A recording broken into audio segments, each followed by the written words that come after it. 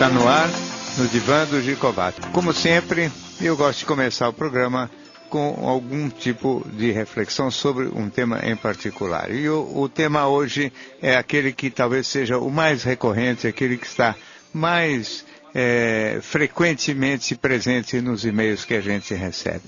E o tema é o tema da espera, do tempo que as pessoas têm que esperar ou devem esperar a respeito da expectativa de uma boa solução para suas dúvidas e dilemas de natureza sentimental. A verdade é que num relacionamento, muito frequentemente, há uma expectativa de que ele ande e evolua de uma determinada maneira, e a evolução acaba truncada, o relacionamento empaca da parte de uma das duas pessoas envolvidas, quase sempre empaca mais, pelo menos levando em conta os e-mails que aparecem aqui, do ponto de vista masculino. Quer dizer, o homem, de repente, dá uma travada, aquilo que parecia ser uma evolução super positiva, de repente, dá uma marcha ré, e as pessoas ficam na dúvida se devem ou não ficar com esperança, se devem ou não continuar apostando naquele relacionamento, relacionamentos que vão e vêm, que a pessoa se fica indecisa, que não sabe exatamente como se colocar. A grande maioria das vezes não há esperança, porque o titubeio já é um sinal de que a pessoa definitivamente não está pronta para nenhum relacionamento efetivo, para nenhum relacionamento concreto. E é incrível como mesmo não tendo muita chance de acontecer esse tipo de relação, as pessoas esperam, e as pessoas esperam, e as pessoas continuam esperando. A impressão que dá é que elas realmente não fazem questão de viver a história sentimental, elas gostam mais de sonhar com o amor, mesmo adultos, do que realmente viver a relação afetiva. Quando na adolescência isso acontece, é comum que durante os anos da adolescência a pessoa, o menino, a menina se apaixonem por alguém que está longe, que está, ou então por alguém que nem seja real, um artista, um cantor de rock, e vive aquele sonho unilateral, só era a pessoa imaginando a situação. Parece que na vida adulta muita gente gosta de viver situação muito parecida com essa, só que com alguma pitada de realidade. Então encontra uma vez cada 15 dias, cada 20 dias a pessoa e alimenta a possibilidade de que isto vá virar alguma coisa a mais e de fato nada disso realmente acontece. De maneira que parece que as pessoas querem mesmo sonhar com amor e não viver o amor de verdade, né? Porque quem quer realidade, quem quer viver amor de verdade, espera pouco, né? A não ser em situações extraordinárias em que o atraso se deve, de fato, a um medo da felicidade amorosa, a um medo de perder a individualidade, a um medo, claro, e a pessoa consciente da existência deste medo, falando que esse medo existe, falando e discutindo este medo, e aí sim vale a pena a gente trabalhar este medo para ver se o medo do amor, que é o medo da felicidade, o medo de perder a individualidade, se isto se resolve e a pessoa consegue realizar aquilo que é a sua vontade efetiva, que é ficar junto com o parceiro. Só que às vezes também o medo é maior. E se o medo for maior do que o amor, não vai acontecer nada e outra vez está se perdendo tempo. Eu acho que, como regra, se deve esperar muito menos do que esperam. As pessoas aqui, às vezes nos e-mails, falam assim, estou há 3 anos vivendo uma relação que não vai nem vem, 3, 4 anos, 4 anos e meio, e isso realmente não tem pé nem cabeça, porque a pessoa não se decidiu em 3, 4 anos, não vai se decidir nos próximos anos também. E quem quer coisa de verdade, na verdade, tem que tomar providência radical, romper isto para poder seguir adiante. Muito bem, temos então o primeiro ouvinte ao vivo no telefone. Seu nome, por favor? Boa noite, meu nome é Kelly. Pois não. Boa noite, pessoal. Eu tenho 31 anos e meu dilema é que eu sou solteira, não tenho filhos e nunca tive um relacionamento sério, consistente. Isso tem me preocupado muito, porque há anos eu pensava que tinha a ver com aparência física, que os homens se interessavam, que eu deveria melhorar isso, porque eu era gordinha, enfim. Só que hoje em dia eu vejo que as mulheres que são menos preparadas, que não têm uma carreira focada, não são tão bonitas, eu sei que beleza é muito relativo, mas São as mulheres que casam. Eu tenho muitas amigas bonitas, inteligentes, bem-sucedidas profissionalmente, mas que não casam ainda. Isso tem me preocupado muito. Eu gostaria de saber se isso tem a ver com... Eu tenho me envolvido com pessoas comprometidas ultimamente. Tem se envolvido com pessoas comprometidas? Sim. E essas pessoas comprometidas dão sinal de que vão se descomprometer ou vão continuar comprometidas? Não. Eu não exijo nada. Claro que não, mas eu digo, mas você não é para exigir mesmo, né? Não tem o menor cabimento ficar exigindo, mas eu digo, você vê às vezes pelos movimentos da pessoa, porque tem pessoas comprometidas, por exemplo, tem homem casado que é, na verdade, mal casado, né? E está infeliz no casamento e, eventualmente, se encontrar uma parceira legal, pode até, vamos dizer, mudar o rumo da sua vida. Mas é justamente isso, as pessoas que eu me envolvo, sempre falo que eu tenho um senso de humor, que eu sou uma pessoa muito bem-humorada, inteligente, em aspectos físicos interessantes, beijo, sexo, enfim, tudo. Mas eu vejo que isso não faz com que elas se apaixonem por mim. Não faz com que decidam, não fazem com... Eu não sou a escolhida, entendeu? E Sim. ultimamente eu tenho lido algumas obras suas e eu estou achando que tem alguma relação com o relacionamento que eu tive com meu pai, porque ele deixou a minha mãe, me trocou ela até. E eu acho que eu estou tendo alguma coisa, algum vínculo com esse meu passado. De querer provar para mim, eu não sei. O que você acha? Eu não sei se tem a ver com isso, né? O que eu acho é que, dependendo da faixa de idade que você está, realmente o número de moços solteiros interessantes vai diminuindo, não é? Porque a maior parte daqueles que... vamos dizer, dos melhores moços, costumam não gostar muito de ficar sozinhos. Então eles, às vezes, na mocidade, entre 25 e 30 anos de idade, se casam, mas com parceiros de qualidade duvidosa, quer dizer, não obrigatoriamente se casam muito bem. E aqueles que não se casam tão bem, podem perfeitamente se separar, sim. É uma questão de maturidade, escolher parceiros adequados e à altura. E você está falando, e repetidamente isso, né? Moças com muita boa qualificação, com boa aparência física, moças com boa independência profissional, bem-humoradas, com senso de humor, enfim, tudo aquilo que teoricamente bom caráter, tudo aquilo que teoricamente um homem poderia querer, são justamente aquelas das quais eles mais fogem, não é? Mas por que, doutor Então, Flávio? mas é assim ou não é? É. Tá bom. Então, pelo menos você não pode ficar cultivando sentimentos de inferioridade, achar que você é largada por falta de qualidade, né? Espero que você entenda isso, né? Porque senão você está errando todas as contas, né? Fala assim, as mais sem graça casam rapidamente, as mais legais demoram ou para casar e têm dificuldade. Então, o problema é que os homens parece que preferem as mais sem graça para casar, não? E não é que preferem, provavelmente são aquelas que sentem, quando moços, com coragem para ficar com elas, né? E talvez só quando fiquem mais maduros e mais com melhor autoconfiança e com uma autoestima mais adequada, é que eles consigam se envolver e eventualmente e efetivamente conseguir levar adiante relacionamento com mulher que eles admiram e valorizam. Isso vai acontecer quando eles já têm 30 e tantos anos ou 40 anos, na maior parte das vezes estão casados.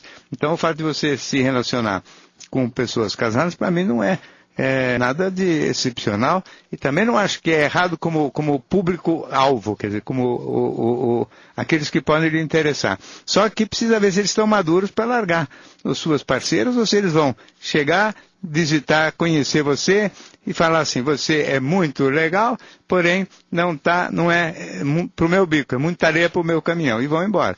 Até que apareça algum que esteja pronto para ter um relacionamento de qualidade. Eu acho que o mais importante é você não desqualificar a você mesma e não achar que é falta de virtudes que te leva a ter problema. Todas as moças muito qualificadas têm problema deste tipo. E tem que ter paciência e esperar com calma que chegue alguém com condições e coragem para assumir realmente um compromisso com uma moça com seus predicados. Eu só quero dizer o seguinte, quando isso acontecer, vai dar tudo certo e você provavelmente vai ser bem mais feliz do que a média das pessoas. Muito obrigado pelo seu telefonema. Aqui temos um e-mail de um ouvinte que prefere não se identificar, que mandou o seguinte e-mail. Dr. Gicovati, após o casamento do meu irmão, minha cunhada passou a infantilizá-lo, chamá-lo de bebê, aliás, espera um pouquinho, isso aqui não é assim. Após o casamento do meu irmão, minha mãe passou a infantilizá-lo, chamá-lo de bebê e a tratá-lo como se fosse um. Chega a fazer voz de criança para falar com ele. Ela também faz chantagem emocional, chora quando meu irmão a repreende por alguma razão e fica repetindo que o ama. Isso tem gerado problemas para minha cunhada, já que meu irmão não toma atitudes, mesmo quando alertado sobre situações que podem levar à separação. Minha mãe e minha cunhada estão em constante atrito. Seria este um caso de síndrome do ninho vazio? Olha, cara ouvinte, na realidade não é a síndrome do ninho vazio, é a síndrome da mãe ciumenta, pressionadora e forçando a barra, vamos dizer assim, para não desgrudar e para competir de alguma maneira com a cunhada, para não desgrudar do filho e criar uma condição bastante dramática e até mesmo, eu diria, constrangedora para a sua cunhada, a ponto de que ela em algum momento não tenha outro jeito senão realmente pensar na possibilidade de se separar. Seu irmão também está 100% errado quando ele não, vamos dizer, não toma uma postura mais firme e fica tentando equilibrando uma situação constrangedora. Eu acho muito chato o posicionamento do seu irmão, mais do que até o da sua mãe, não é? Então eu acho que o seu irmão é que tinha que ser firme para defender a posição matrimonial dele e deixar também com firmeza reservado o lugar de mãe à sua mãe, mas não dar espaço para que ela queira, vamos dizer, ou repetir a situação infantil dele ou competir com a mulher dele. Aqui o seu irmão é que tem que tomar um pouco mais de cuidado. O ninho vazio é quando a mulher fica deprimida porque os filhos vão embora. Aqui ela, além de ficar deprimida, está pressionando para ver se o filho volta para casa. E aqui, então, não é ninho vazio, ela quer encher de novo o ninho, trazendo o filho de volta, custe o que custar, mesmo que em prejuízo da felicidade dele. Isso não é certo da parte da sua mãe, também não é certo por parte do seu irmão. Muito obrigado pelo e-mail. Temos mais um ouvinte ao vivo. Seu nome, por favor? Maria. Maria, pois não. Então, eu queria ouvir sua opinião. É assim, eu tenho 54 anos, sou uma pessoa que trabalho bem sucedida, assim, razoavelmente, e estou numa relação já faz uns 3 anos que está ultimamente me deixando muito infeliz. A pessoa com quem eu estou não é carinhosa, não gosta de sair, não participa comigo de nada, me deixa muito só, mas é ciumenta e possessiva. E vive falando que a gente não se entende, é melhor ficar para lá, deixa para lá, mas a gente não consegue se separar. E eu não sei se é exatamente isso que eu gostaria de fazer. Eu tenho medo de ficar só. Eu tenho medo de não arrumar outra pessoa. Maria, como é que é a sua história para trás? Sim? A história para trás, você foi casada, solteira, como é que é a sua história? Eu sou viúva. Viúva. Há quanto tempo? Mais de 10 anos. Sei. Ficou nesse tempo todo até aparecer este namorado sozinha? Não, eu tive mais umas 2 pessoas que também não deu certo. Não deu certo? O que quer dizer? Não evoluiu para casamento ou não te tratavam bem? Não é nem casamento, é que não valia a pena.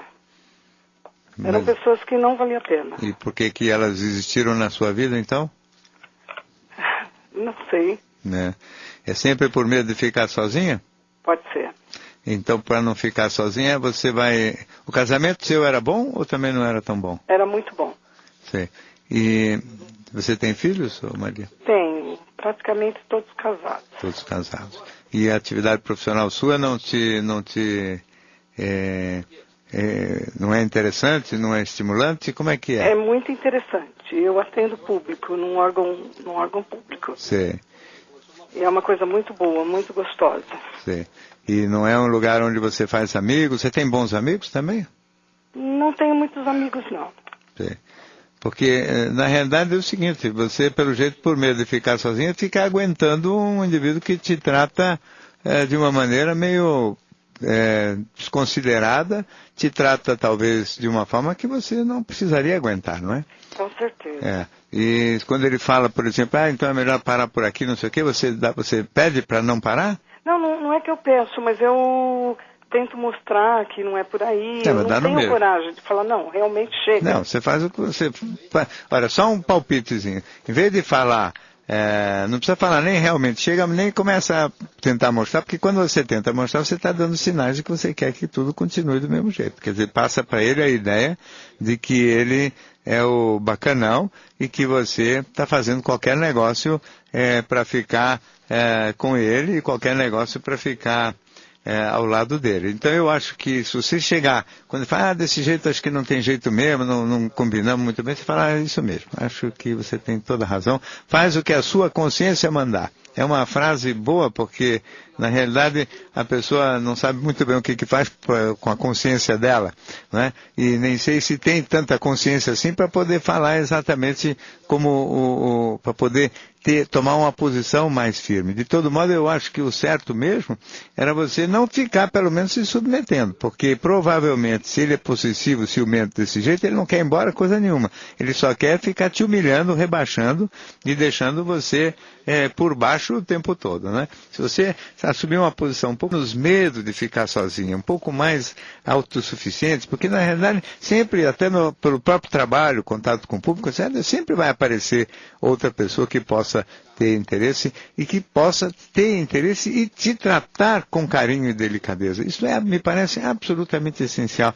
Entre ser maltratado e ficar sozinho, Maria, ouça-me, é melhor ficar sozinho. Muito obrigado pelo seu telefonema. Temos mais um ouvinte ao vivo. Seu nome, por favor? Vanderlei. Vanderlei, pois não. Então, minha situação é muito antiga. Eu conheci uma pessoa faz muitos anos. Quantos anos você tem, Vanderlei? Hoje eu tenho 25. Eu era apaixonado por essa pessoa, conheci ela no interior, onde eu morei, uma época, desde os 13, 14 anos, eu fui louco por ela e carreguei isso durante vários anos. Morei em várias cidades, mas sempre fui apaixonado, sempre amei, assim, sempre muito forte a minha conexão com essa pessoa. E essa pessoa correspondia? Ou correspondeu? Nós tínhamos uma amizade muito forte, né? E eu nunca consegui expressar isso naquela época. E depois de um bom tempo, digamos, faz uns 2, 3 meses, eu consegui falar com ela e ela... Eu contei, na realidade, contei tudo pra ela o que se passava comigo. Tudo Então que ela nunca durante... ficou sabendo, essa pessoa nunca ficou sabendo o que se passava dentro de você? Claramente não, mas hoje ela sabe e hoje, digamos assim, ela está disposta a ficar comigo. Ela está noiva hoje, mas ela demonstra interesse, disposta a tentar quebrar o relacionamento. Mas assim, eu fui por tantos anos, assim, apaixonado e ligado a ela, que não sei, depois de um tempo eu tentei me libertar disso. Então, durante os anos eu tentei esquecer e parece que isso surtiu efeito. Eu consegui superar.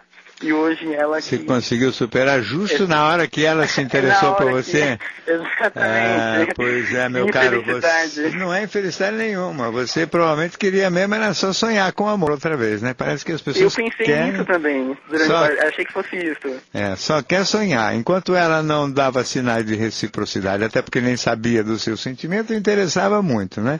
Quando, de repente, ela se mostra disponível, até de romper noivado para ficar com você, quer dizer, dando sinais de que também acha maior graça em você, pronto, já não interessa mais, já vamos cortar essa onda. Você vê como minha questão é logo após isso. Então, eu fui tão ligado com ela durante tanto tempo e criei, como você falou, essa ideia, essa imagem de amor, essa imagem de esperança, que não sei, hoje eu não consigo me relacionar e achar novos amores, não consigo encontrar isso novamente. Quer dizer, você desligou dela, mas não ligou em ninguém, é isso? Exatamente. Por exemplo, escuta aqui, Vanderlei, só falando agora sério, fora medo de amor e medo da felicidade. Se você não tivesse desgrudado, ela é uma moça que vale a pena? Uma pessoa legal? Completamente. Ela é 10, assim. Não tenho o que falar negativamente. É que realmente eu busco algo dentro de mim que pudesse reavivar alguma coisa, mas não consegui encontrar. Eu tento passar isso para ela e a gente conversa sempre, mas não consigo retomar aquele sentimento. Sim, mas não porque você perdeu o encantamento, nem a admiração, nem o respeito por ela. Não, ela é uma ótima pessoa, adoro ela. Se você não tivesse com parafuso a menos, você ia querer ficar com ela.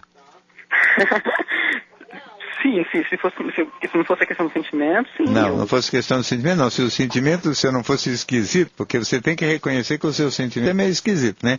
Ele é muito empenhado e interessado enquanto não é correspondido. Quando surgiu a correspondência, alguma coisa travou. Isso foi um processo de vários anos, eu tentando superar. Teve uma época que eu tentei buscar ela. Mas escuta, Vanderlei, mas se você podia, nesses anos, em vez de tentar superar sem falar nada, podia ter se declarado para ela mais tempo. E aí podia ser que ela topasse. Você fugiu de se declarar, só se declarou quando já não tinha mais tanto entusiasmo, é isso? Exatamente. Então, eu contei para ela. Contou para ela como se fosse o passado, né? Exatamente. Então, e aí ela mostrou sinais de que ela também achava graça em você e que estaria disposta a ficar com você. Exatamente. Então, eu no seu lugar... Agora meu problema nem é mais com ela. Agora meu problema é achar um novo amor, entendeu? Não entendi não. Eu acho que o seu problema é com ela, sim. Com ela nesse sentido. Se você tem aqui uma moça com todos esses predicados, que já foi a sua musa há tantos anos, por que razão você não tentaria ficar com ela e achar um amor ou refazer esse vínculo com ela mesmo? Mesmo que num primeiro momento parecesse meio dificultoso isso.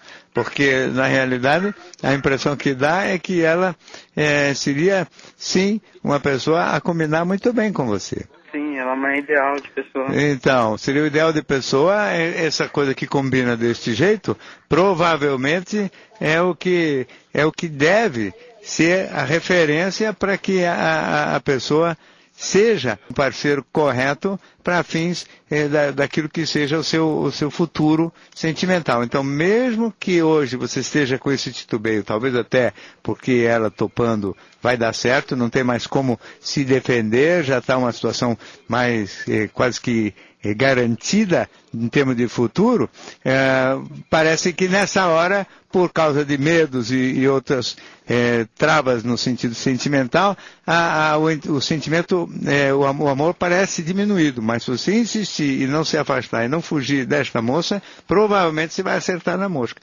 O sentimento que você tinha por ela antes, provavelmente é o sentimento verdadeiro, e nesse momento ele está fragilizado, está enfraquecido, está até sumido por causa da reciprocidade e correspondência. Eu, no seu lugar, não caía fora dessa história de jeito nenhum e certamente insistiria em retomar um contato, um convívio com ela, nem que seja com uma pequena dificuldade no começo, porque você não vai se arrepender. Muito obrigado pelo seu telefonema. Mais um ouvinte ao vivo, seu nome, por favor? Haroldo. Pois não, Haroldo. São Paulo. Oi, doutor Giovati. Parabéns pelo seu profissionalismo. Eu conheço desde o tempo do Psicoterapia na TV, acho, né? Muito obrigado. É o seguinte, eu tenho o síndrome do pânico, ou transtorno de ansiedade, há longos anos. Entre altos e baixos, desde o ano 2000, eu fui afastado do trabalho e tomei uma série de antidepressivos. Quantos anos você tem, Haroldo? 57. Tomou uma série de antidepressivos? E ansiolíticos, entre os quais anafranil, né?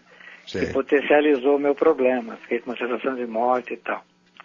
Aí eu troquei por outros medicamentos e tudo mais, né? Outros médicos, que na maioria não me deram crises, os antidepressivos. Nos últimos anos eu fiquei só com frontal, que deu uma amenizada nas minhas crises, né? Aí me aposentei e tal. Aí a médica saiu do convênio, aí arrumei um novo médico que me receitou um tal de Luvox para diminuir a dependência do frontal. Aí eu tomei por 3 dias e no terceiro dia tive uma crise de parar no PS. Aí eu pergunto se é possível que eu não possa tomar antidepressivo, é possível ficar só com ansiolítico frontal, né? O qual eu tolero muito bem. E não tem crise quando toma o frontal? Nenhuma. Então, E reduzi-lo paulatinamente assim, né? Ou isso é para sempre? Você traz outras coisas preventivas, tipo exercício físico, você se cuida direito com alimentação, você é cuidadoso com a sua saúde ou não? Não, eu não sou, eu sou um pouco... Você bebe, Haroldo? Oi? Você bebe? Não bebo, não fumo, nada. Mas também não pratica exercício físico, Não pratico exercício, então, sou sedentário. Então, a atividade física poderia ajudar bastante a melhorar, inclusive, a ansiedade. O pânico pode ser tratado com antidepressivos e idealmente, ele é tratado com antidepressivo, mas com ansiolítico, o antidepressivo, quando a pessoa se dá bem com o antidepressivo. Existem muitos outros antidepressivos. O fato de você não ter se dado bem com esses não quer dizer nada, porque existem outros. Agora, de todo modo, você não se dando com esses antidepressivos, se quiser tomar só o frontal, não acho que seja tão grave. O mais importante seria exercício físico e ir reduzindo o frontal, assim como também o antidepressivo, e você aguentar um pouco melhor essa coisa do pânico, porque essas síndromes do pânico que seriam ansiedade generalizada, que teriam a ver também com o metabolismo da serotonina e que exigiria um tratamento com antidepressivos, não é obrigatoriamente um único tipo de pânico que existe. E você, de todo modo, não se dando bem com o remédio, não adianta insistir, porque você vai acabar tendo os efeitos colaterais do remédio e se encrencando com o remédio por causa disso. De maneira que eu sugiro a você manter o frontal, atividade física e talvez tentar se enturmar aí num grupo de corrida, num grupo de caminhada, enfim, alguma coisa que faça a sua vida de aposentado também uma vida a mais agradável e mais humana possível, porque isso tudo pode lhe ajudar a melhorar os sintomas. Muito obrigado pelo seu telefonema. Tem um ouvinte que não quer se identificar, que escreveu o seguinte e-mail. Dr. Jacobá, tenho 50 anos, sou casado e a relação com minha mulher está insuportável. O sexo já esfriou, brigamos constantemente e não raro ela me manda embora de casa.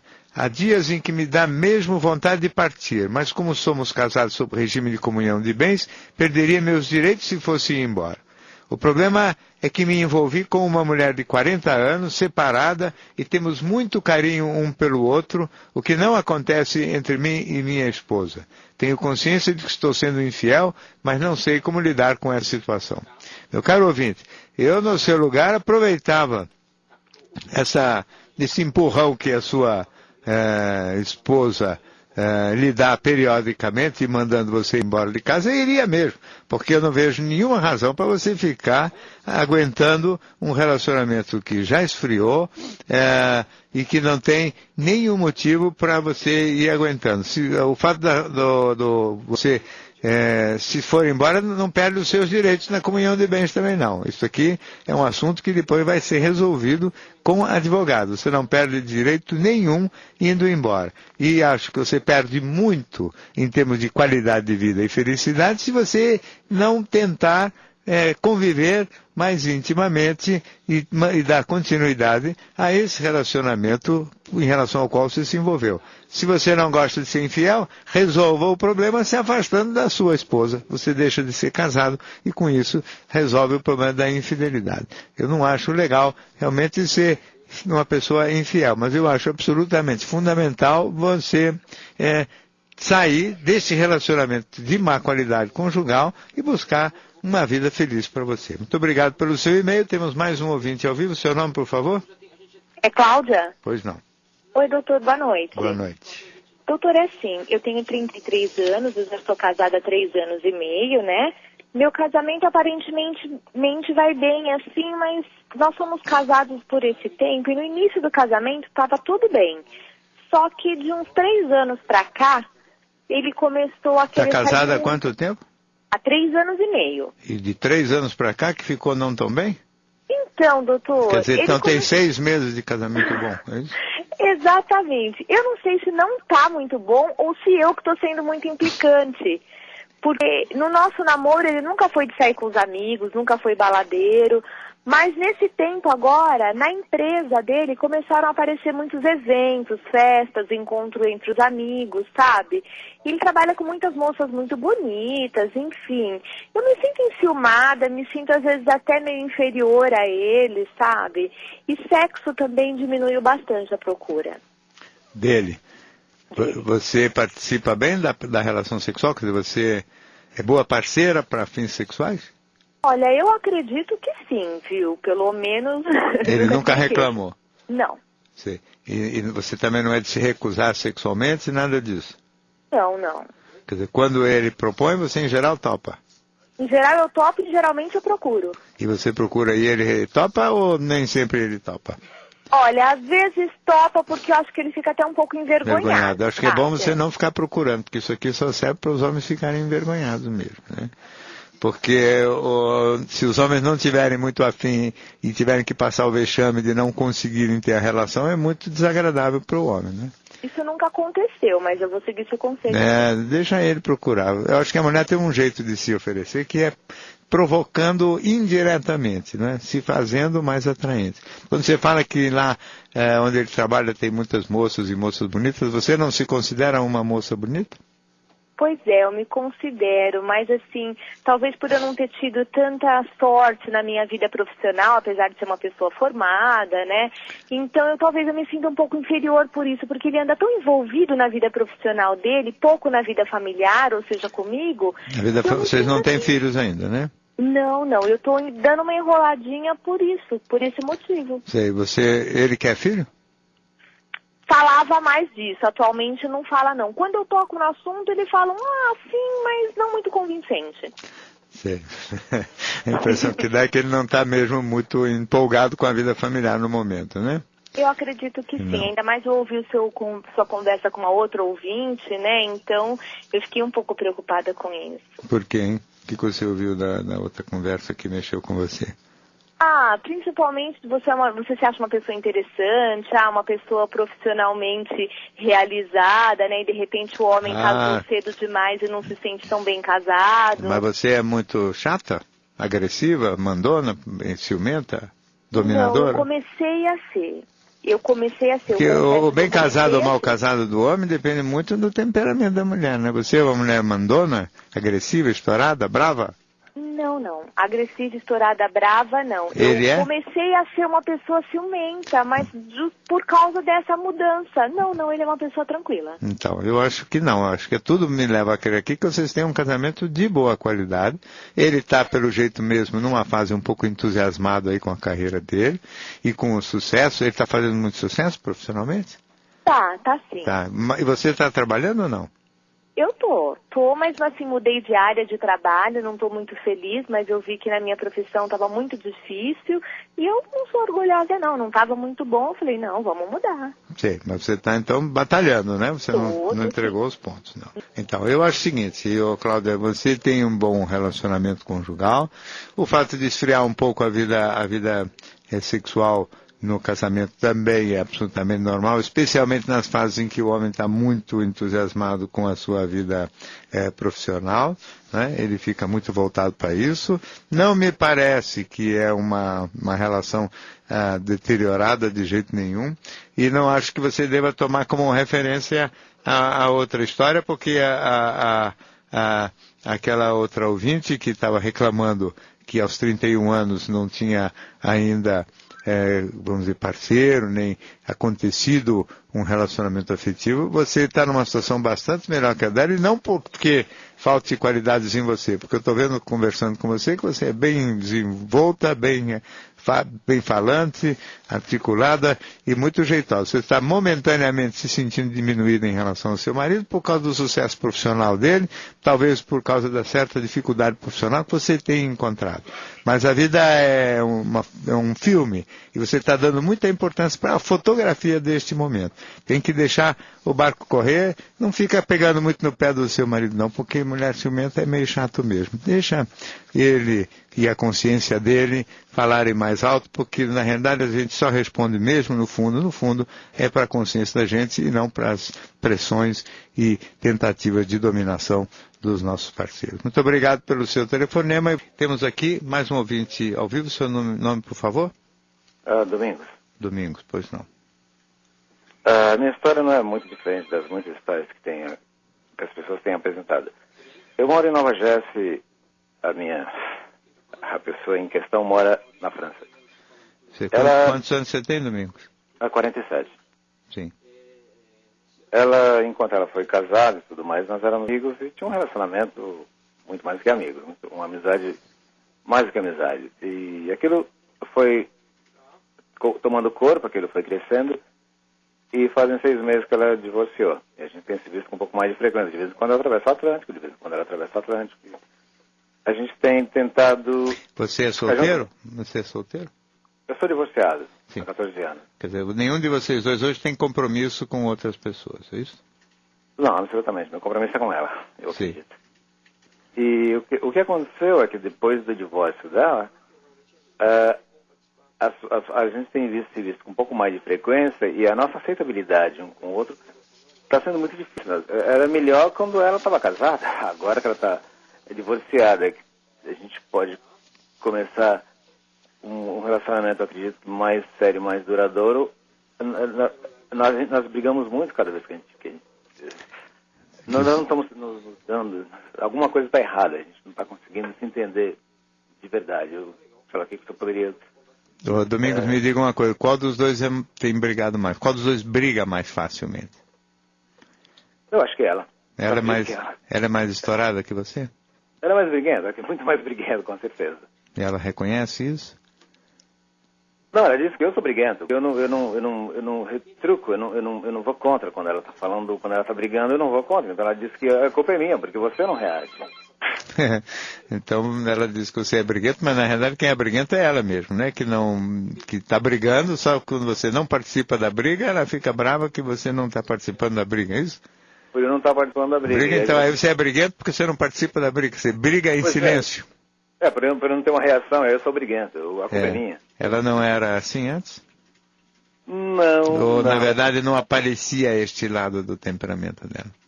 Não aparecia esse lado do temperamento. Qual é a idade dela, hein, Domingos? 47 também. Sim. Por quê? Porque isso é um tipo de comportamento próprio de uma pessoa talvez um pouco mais, talvez imatura mesmo, e mais egoísta. Você se considera mais generoso ou mais egoísta do que você? É difícil dizer se eu sou generoso ou sou egoísta. O generoso é o que dá mais, egoísta é o que recebe mais. Quem é mais dedicado? Eu me ofereço bastante para ela, com certeza. Se eu pego um fim de semana que tem um feriado na sexta, eu atravesso o Atlântico e vou estar com ela. Sim, você é dedicado, é mais dedicado, é mais amoroso? Mais amoroso, mais dedicado. Mas ela é uma pessoa maravilhosa. Escreve quando a gente briga, fica 2, 3 dias sem se falar por e-mail. Ela me passa 300 por dia. A gente acaba fazendo as pazes via e-mail. Quando a gente está junto, a gente briga muito. Okay. Então, mas é preciso que você talvez haja com um pouco mais de firmeza, né? Deixando claro o seguinte, que essa coisa de botar a culpa em você, botar o dedo para fora, não é um bom procedimento. A impressão que me dá é que você podia perfeitamente chamar a atenção dela para o fato de que ela realmente tem um comportamento, vamos dizer, muito acusativo. Quer dizer, sempre que parece que depois que se divorciaram, ela se tornou um pouco mais insegura, um pouco mais agressiva, um pouco mais cobradora, eventualmente até um pouco mais, vamos dizer assim, criando briga como prova para saber se você ainda a quer. É criar uma encrenca quase como prova de amor, para ver qual é o grau de tolerância sua em relação às confusões que ela apronta. Eu, no seu lugar, pedi a ela com muita insistência, e para o bem do futuro relacionamento, que ela fizesse um pouco mais de autocrítica, quer dizer, botasse o dedo mais na direção dela mesma, em vez de botar o dedo em direção a você, se acusando, te criticando e fazendo movimentos que não são aqueles mais adequados para uma pessoa que quer realmente criar um clima construtivo de relacionamento. A impressão que dá é que ela está sabotando um pouco a possibilidade de um relacionamento e de uma convivência efetivamente mais feliz aí. Eu fico triste porque durante tanto tempo tiveram dificuldade para se acertar, e agora que está tudo mais ou menos definido, e é onde apenas entre aspas, né, existe o obstáculo geográfico, de repente a coisa fica complicada por força dessa aparição de um jeito mais ativo, mais agressivo de se comportar dela. Muito obrigado pelo seu telefonema. E temos aqui um e-mail do Jefferson, que escreveu o seguinte: doutor, tenho 31 anos e nunca me relacionei com nenhuma mulher. Durante toda a minha vida, sempre houve mulheres que despertaram meu interesse, mas nunca me achei apto para elas. Não me enquadro no padrão de beleza vigente, mas as pessoas geralmente me consideram uma pessoa interessante. Apesar de confessar que sou muito criterioso na escolha de potenciais parceiras, quando encontro alguém que se encaixa nesses critérios, me transformo em uma pessoa extremamente tímida e não consigo me aproximar. Não tenho problemas com autoestima, a não ser nessas situações. O que faço? Então, a impressão que me dá, Jefferson, é que você, outra vez, e parece ser o grande tema da noite hoje aqui, não é? É mais uma dessas pessoas que faz tudo para dar errado nas suas histórias sentimentais. Quer dizer, a impressão que dá também é que você não tem muito interesse em relacionamentos muito puramente sexuais ou puramente de brincadeira, busca coisas mais interessantes. Quando você encontra essas pessoas mais interessantes, que são justamente aquelas que dão mais medo na gente, você se trava, se bloqueia e com isso cria condições bastante desfavoráveis para que aconteça aquilo que você teoricamente estava querendo tanto, que é se aproximar. A não ser nestas horas é que aparece o problema de autoestima, porque não é problema de autoestima. Realmente o problema é de uma vontade de se estabelecer uma relação para valer e de um medo de estabelecer a relação também para valer. Então você fica ao mesmo tempo fascinado e ao mesmo tempo travado com esta possibilidade, e ao fazê-lo você trava, quer dizer, bota uma armadura, fica numa camisa de força justo quando aparece uma pessoa que mais pode lhe interessar. Eu fico sempre atento e perplexo para isso, porque as pessoas sonham mais com amor, eu volto a dizer, do que estão dispostas e prontas para vivê-lo. Então, eu acho que você, talvez o melhor caminho nessa hora seria chegar para a moça e falar: olha, eu sou aquele tipo de pessoa que, quando me interesso por uma pessoa de verdade, perco toda a espontaneidade, fico tímido, fico desajeitado e não consigo sequer me aproximar. Pode falar isso gaguejando, suando, não faz mal, mas fala isso, porque vai ajudar a moça talvez a te conhecer e a ter um pouquinho mais de sabedoria acerca do que ela pode esperar de você. Muito obrigado pelo seu e-mail, e temos mais um e-mail aqui do César, que diz o seguinte: doutor Flávio, tenho 30 anos, sou solteiro e me envolvi com uma mulher casada e que tem filhos. Ela já está em processo de separação, mas apesar disso e de termos grande afinidade sexual e intelectual, estamos afastados. O problema é que tenho receio quanto à futura convivência com os filhos dela. Agora estou namorando com outra pessoa e com ela tenho uma visão mais segura do futuro, com perspectivas de constituição de uma família. Vivo este dilema. Tenho maior afinidade com o anterior, mas me sinto mais seguro no atual namoro. A questão é assumir ou não o risco de uma eventual frustração por causa dos filhos da primeira. O que faço? Ô César, agora você realmente vive aqui um dilema bastante complicado, porque efetivamente não se trata propriamente de uma dualidade entre razão por um lado e emoções por outro lado só. Né?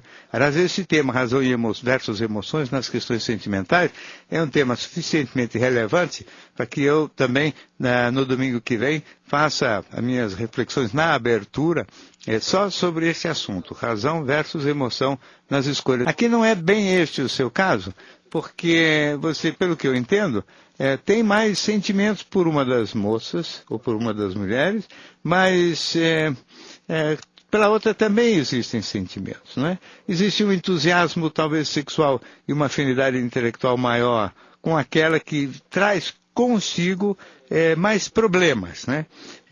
Então não se trata talvez de uma questão de razão versus emoção, porque a segunda também seria uma moça que a razão endossaria. As duas são mulheres endossáveis pela razão, quer dizer, mulheres que têm as qualidades suficientes para poder despertar o entusiasmo e o encantamento sentimental em decorrência das suas boas propriedades e não em decorrência de serem pessoas só sedutoras ou atraentes ou charmosas, exibidas, enfim, não há dúvidas quanto ao caráter de nenhuma das duas, nem nada disso, pelo menos no e-mail que você manda. O que aparece são problemas práticos, por um lado, versus outra relação mais sem graça, mas ao mesmo tempo livre desses problemas práticos. Quanto a gente tem que fugir das questões e dos problemas práticos nas histórias que envolvem o futuro sentimental da gente. Eu acho, pessoalmente, difícil de falar, mas acho que se a afinidade intelectual, principalmente, é muito maior com essa mulher que tem esses filhos e com os quais você realmente vai ter problemas, isso não é questão de subestimar os problemas, vai ter problemas, mas é uma questão de ver se são problemas insolúveis também não são, porque filhos que não são seus sempre serão problemas e não propriamente solúveis, mas são problemas, vamos dizer, administráveis, pelo menos se você tiver força e competência para esse tipo de gestão. Se você acha que não tem essa força para administrar longo tempo, porque filhos pequenos podem demorar 10 anos para, vamos dizer, para se tornarem menos problemáticos. Se você acha que tem força para dar conta de administrar problemas por este tempo, então eu diria o seguinte, que provavelmente você tem mais afinidades e vai encaixar melhor com aquela casada que tem filhos e com a qual você tem também a afinidade intelectual maior, que é o mais relevante nas histórias afetivas de longo prazo. Mas, se você achar que não tem força para isso, então fica com essa namorada que é mais simples em termos de problema, vamos dizer, menos problemática, né? Mas não, aqui no caso não é razão versus emoção, e sim uma situação racional mais fácil e menos encantadora versus uma situação racional mais difícil e mais atraente ao mesmo tempo. Muito obrigado pelo seu e-mail. No Divã do Gicovati tem produção de Camila Campanerucci, Diego Matoso, Fernando Galo, e Janaína Barros e Pétria Chaves. Os trabalhos técnicos de hoje foram de Williams Fernandes, a direção nacional de jornalismo é de Marisa Tavares. Boa noite.